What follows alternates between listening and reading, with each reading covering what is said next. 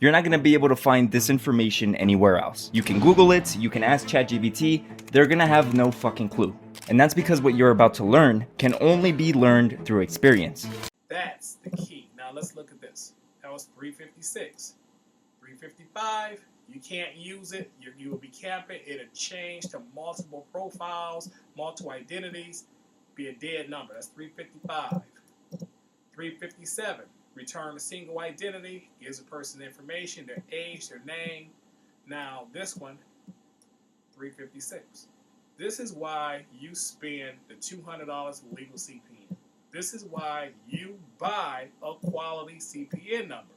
This is how we can guarantee you will have a quality CPN number that A, is not going to interfere with another human being. B, you won't have to worry about multiple identities. C, when you get a CPN from us, it's going to be a clean number, no flags present. Once you do a hard pull on this number and put your information on there, all your correct 401 information, everything that's going to be verified and confirmed through the records, it's going to show your name, John D. I bought my CPN number from Legal CPN for $200, and I have a perfect profile. Add trade lines, that's something you invest in. That is something you invest in. Now, let's look at those other numbers again, real fast.